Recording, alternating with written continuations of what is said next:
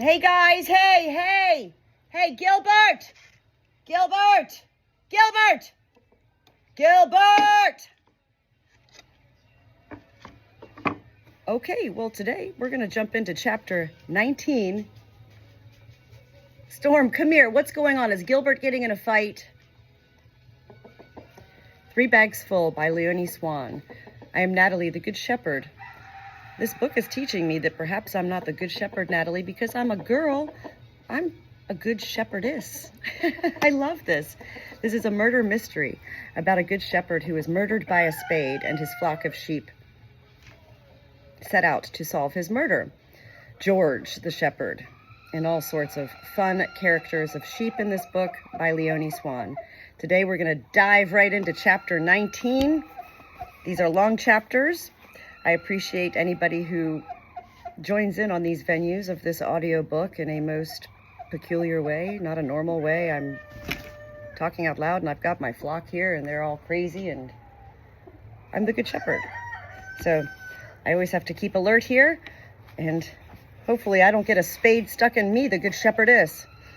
Chapter 19, Maple and Lovers Meeting.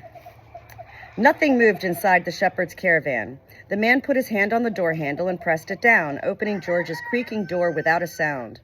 He closed it behind him without a sound, too.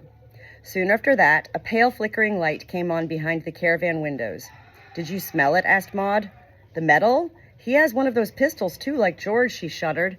"But he doesn't have a target," said Ramesses. "The man wouldn't be able to do much with his gun without a target." "Perhaps he wants George's target," said Lane thoughtfully. "Perhaps he wants to take it away." Othello looked uneasily at the caravan. "We ought to find out what's going on in there." The sheep moved closer to the shepherd's caravan. Maple and Othello began grazing under the only open window. "Why should I tell you?" said the man's voice, so softly that you couldn't hear any emphasis in it, a sparse kind of voice. Rebecca said nothing, but the sheep could hear her breath coming fast and irregular. Something made a noise inside the caravan. A heavy object fell to the floor. "So you found it," said the man. "Congratulations." Then after a while he added, "Where?" Rebecca laughed softly. "You'll never believe me." "Oh, I'll believe you," said the man. "George was one of our best, our specialist for the Ireland and Northern Ireland consignments, full of ideas and never a single incident." Rebecca laughed again, louder this time and choking slightly. "All that just for grass?" she asked in a hoarse, toneless voice, quite unlike the one she used for reading aloud. Othello looked anxiously up at the window. "Mainly grass, sometimes cigarettes, sometimes other stuff, whatever was in demand on the market." "You're telling me that because you think it makes no difference now, am I right?"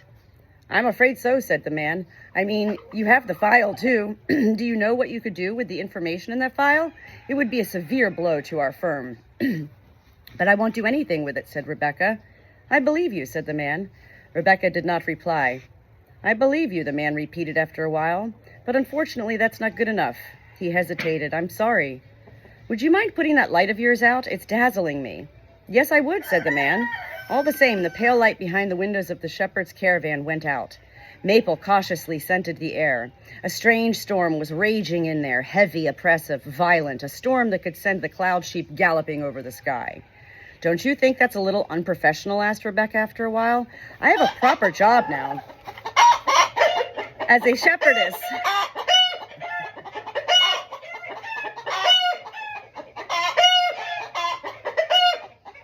It's a hawk flying by. There's a hawk flying by right now. Hold on. "Well paid. And all I have to do for my money is take the sheep touring Europe. I've nothing against your business, nothing against you. The last thing I need now is more problems. I won't say anything, ever, to anyone." "It would be unprofessional to take the risk," said the man. "Leaving another corpse in this meadow would be unprofessional, too." I'm just going to have to let them...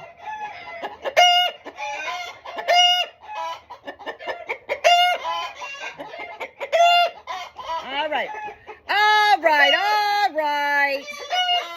Everybody, simmer down.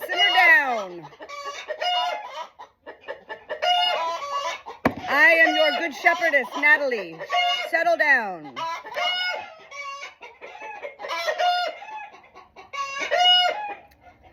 We know the investigating police inspector. He's incompetent and very cooperative. What do you think of this one? Illegitimate daughter and dubious past breaks into caravan by night, finds a pistol there, plays about with it, and shoots herself by accident. Or out of grief for her beloved father. People like that kind of thing. Or out of a sense of guilt. In her nightie, asked Rebecca. What? Well, it's not exactly the right outfit for breaking and entering, I'd say, in case you hadn't noticed. And what's more, that's not George's pistol. If your story is supposed to convince anyone, you'd need this one.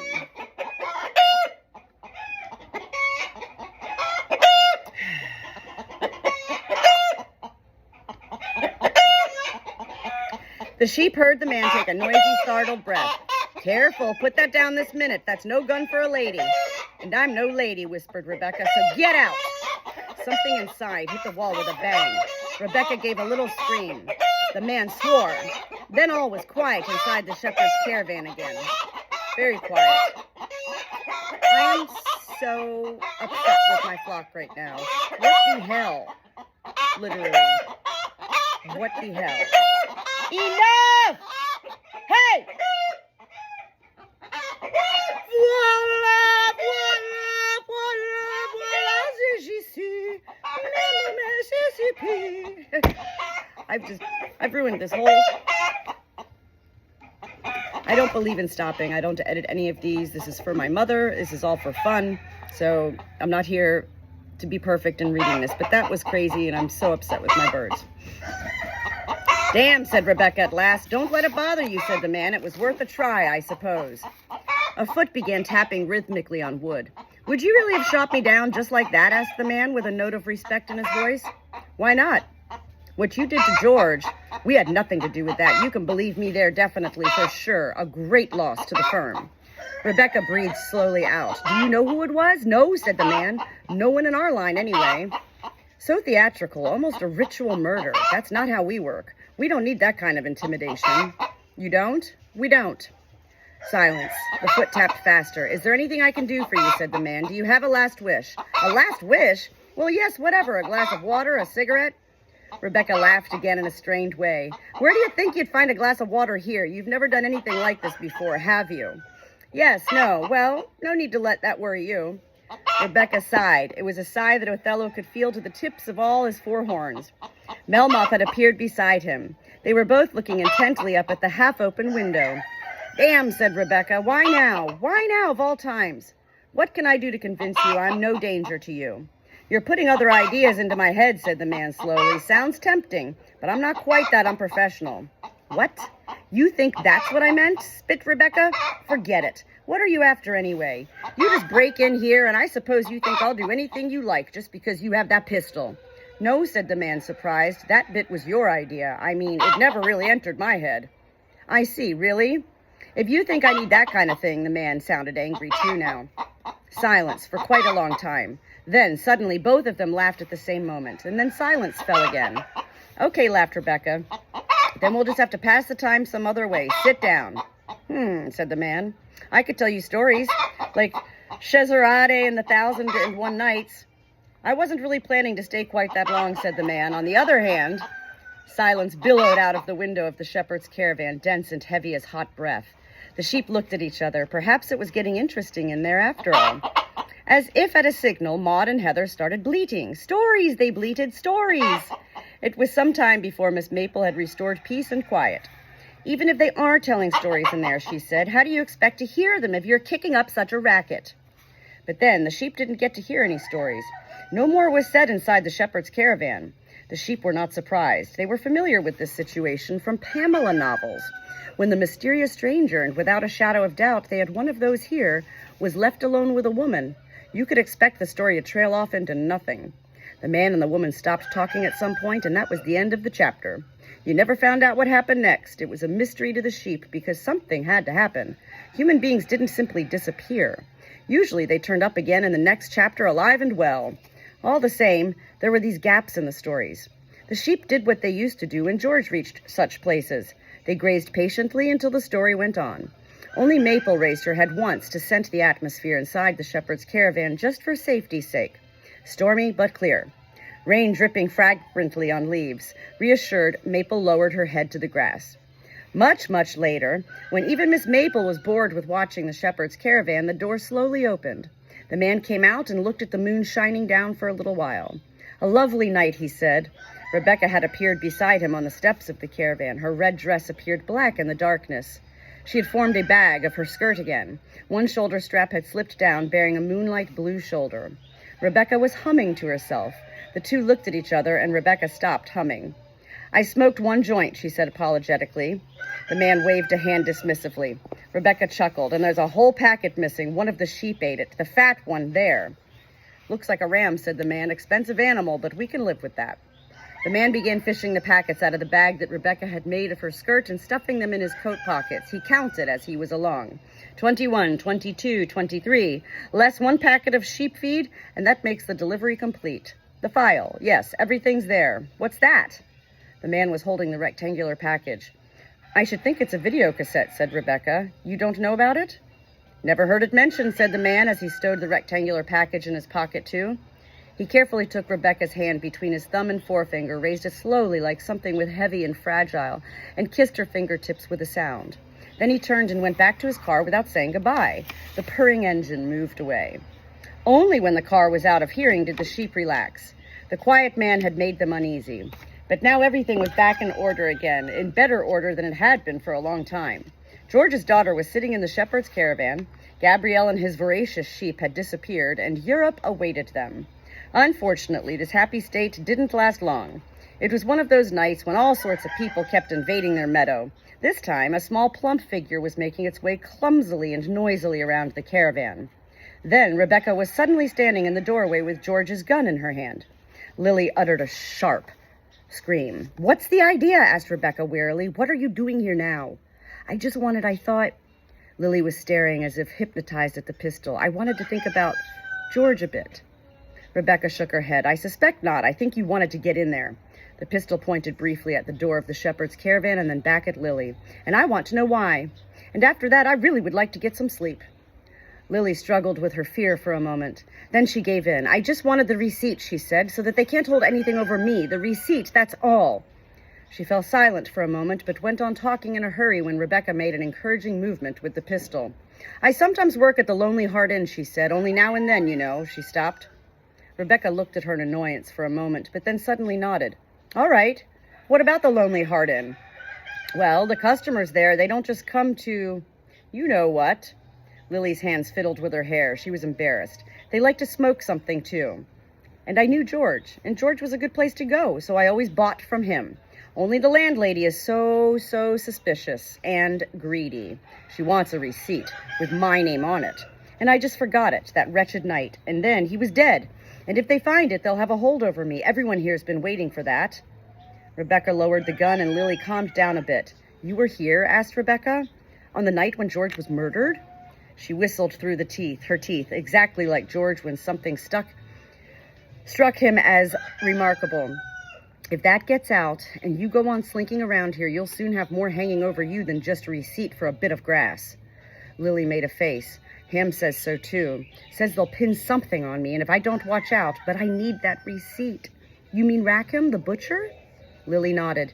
He must have seen me when I came back from visiting George, but he says I needn't worry. He knows I don't have anything to do with it, he says. He has evidence. He says he does, although he hates me, really, because of Kate. Ham's the only one who saw you? And then he had that accident falling off the cliffs? You must have really strong nerves if you're still worrying about a receipt. But I need it, said Lily obstinately. And you can have it if you'll tell me exactly what happened here between you and George that evening, Rebecca promised. Lily looked at her indignantly. Nothing happened, nothing at all. Everyone thinks it did, and they'll say anything they like about me, too. But George was a good man. You could still talk to him like a decent human being. I bought the grass, and we chatted for a bit. That was it. That was all. Rebecca sighed. And what did you talk about? Lily thought. About the weather. What lovely weather it had been these last few weeks. Weather fit for a new departure, he said. He was in a good mood, really cheerful. I never saw him like that before. He said I'd have to buy the goods somewhere else in the future. He gave me a phone number, and then he suddenly, I think he almost cried. The sheep could tell from Lily's face that a new and unwelcome thought had just made its way into her brain. Oh, shit, she said. I've forgotten the phone number, too. You can have the phone number, said Rebecca. Really? Did George say what else he was planning to do that evening? Lily wrinkled her brow. Go to the Mad Boar for a Guinness? That surprised me because he never usually went to the Boar. Never, ever.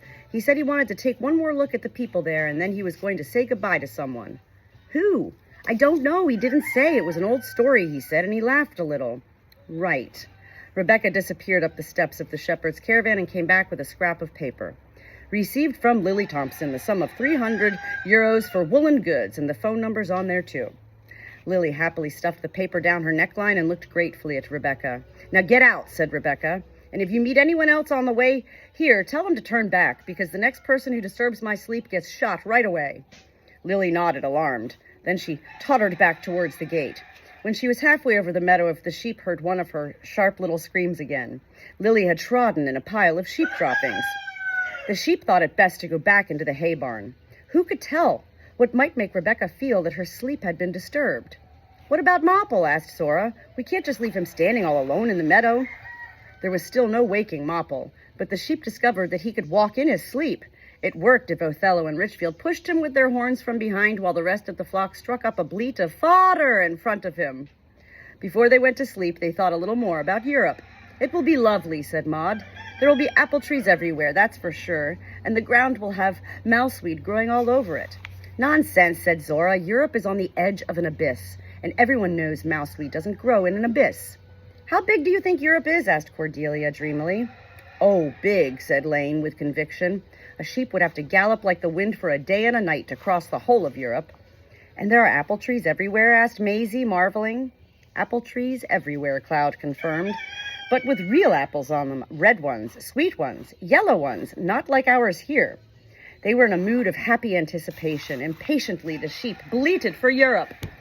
Othello spoiled their fun. It's not that simple, he snorted. Not even in Europe. It's not like that anywhere. It will be dangerous and strange, too. A sheep will have to be as watchful there as anyone else in the world, maybe even more watchful. Sir Richfield agreed with him. There's nowhere in the world where only apple trees grow. You always have prickly gorse and sorrel, too, thistles and spewweed. There's a cold wind in your wool and sharp stones under your hooves everywhere. Richfield was wearing his official expression as lead ram and looking sternly around. The sheep lowered their heads. Their most experienced rams were probably right. No apples without bitter sorrel. Nowhere without danger. When Richfield saw all of those disappointed faces, he thought it was his duty as lead ram to add a word of encouragement. We can look forward to Europe all the same, he said, only not as a lush dream meadow, but like Richfield couldn't think of a comparison. Like being shorn? Asked Cordelia. It twitches and nips you and everything goes round, but afterwards you feel light and cool. Sir Richfield looked gratefully at Cordelia. Exactly, like being shorn. The sheep fell asleep one by one with pleasantly cool thoughts of a summer shearing in their minds. Mopple did something he had never done before. He made snoring noises in his sleep. Gradually, these snoring sounds became more rhythmic, more metallic. Now and then there was a little bang. Miss Maple tore her eyes open with difficulty. Gray light fell into the hay barn through the skylights. It must be early morning. The snorting suddenly turned to rattling and clattering. Gravel and sprayed through the air. These sounds were strangely familiar to Miss Maple. She had heard them every morning, almost all her life, when George's car turned off the road and into the path across the fields. When she had made her way through the door of the hay barn, George was already sitting on the steps of the shepherd's caravan. Miss Maple trotted closer, curiously. When he saw her, George raised his hand and grinned. Get to work, you lazy creature, he said. Miss Maple obediently put her head down in the grass.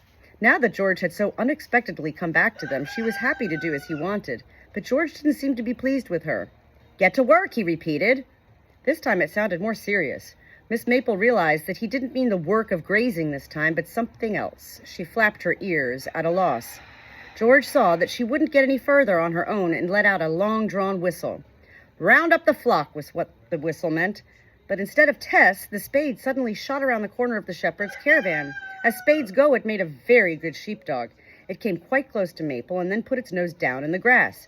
The two nails fixing the blade to the handle suddenly looked very much like eyes. Lively, watchful eyes. Maple bleated uneasily, but the spade would not back off. It inched its way closer, bit by bit, with those nail eyes always turned on Miss Maple. The spade was scenting the air in a terrible noseless way.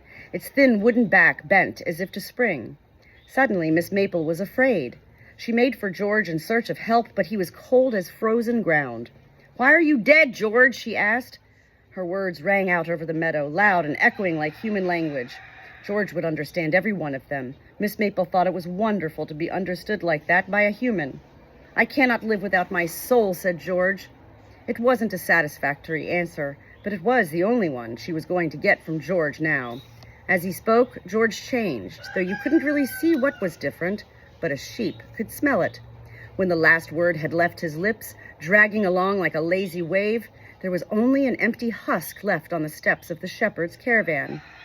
At that moment, the spade leaped up in a single perfect arching movement, its metal nose making straight for Maple. Suddenly, Miss Maple was wide awake. "I know," she bleated at Cloud, who had snuggled close to her in her sleep. "You know what?" asked Claude sleepily. "All of it," said Miss Maple. "I know all about George's murder."